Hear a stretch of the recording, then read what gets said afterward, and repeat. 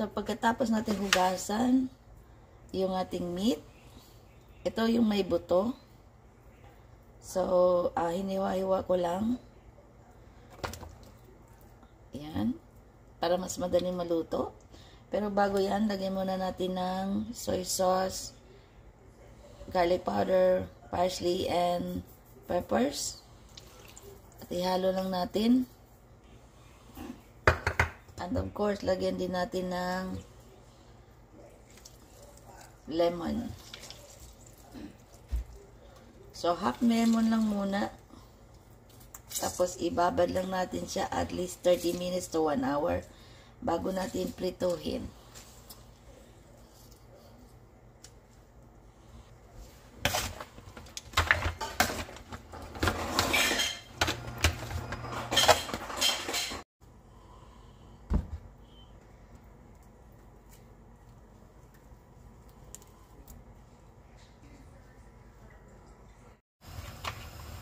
So, prituhin muna natin itong ating saging at potato.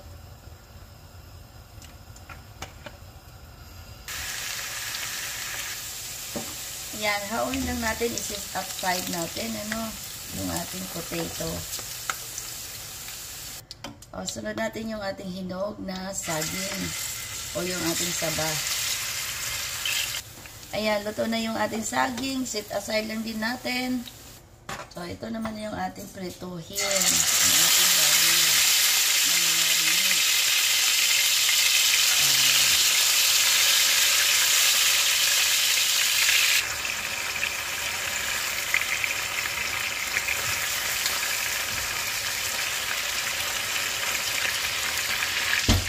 So, ayan, naluto na yung ating pinagpiprito. Isit aside lang din natin.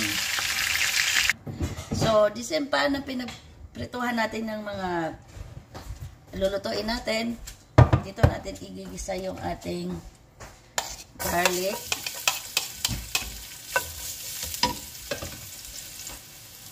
At yung ating onions or at lutuin din natin yung ating pinaka-chop-chop na kamatis.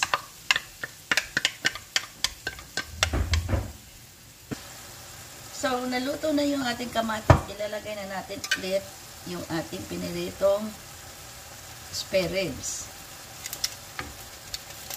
Lagyan lang natin din yan.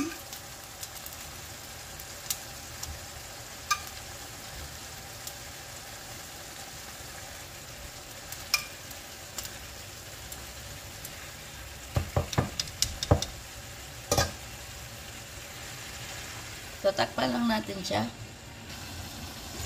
So, ayan, isunod natin yung ating gulay. Meron tayong carrots, may peas, saka may beans, at ating corn. Tapos, meron tayong peppers. So, ilalagay din natin siya. Ayan. So, halo-haloin lang natin, Ayan, sobrang sarap na siya. So, pwede ito lutuin sa panghanda o kahit anong occasion.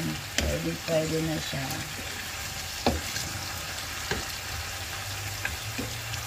So, syempre, lagdagan natin ng ating soy sauce. So, mayroon tayong soy sauce. Nilagyan ko ng konting asukal. Depende sa dami sa luto nyo. Tapos, mayroon tayong pepper, saka yung garlic powder at saka parsley. Yun lang, kasimple lang ang pagtimpla natin para hindi siya masubrahan ng alat. Titikman lang natin, tapos nasa atin yung kung dagdagan natin yung panimpla. Depende sa taste nyo. Pero ito yung ating pag-process sa lutong ito.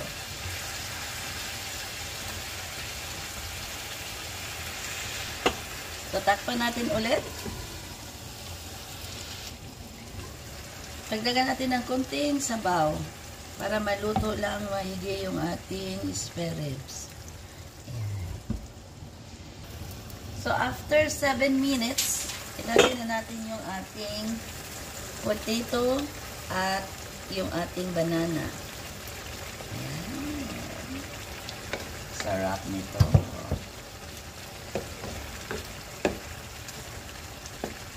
Halo lang natin. Yan, yan. Yan. Perfect, perfect. So, takpan natin ulit. Ayan na, luto na yung ating niluluto. Ano bang tawag dito sa inyo mga dear? Ang sarap nito, promise.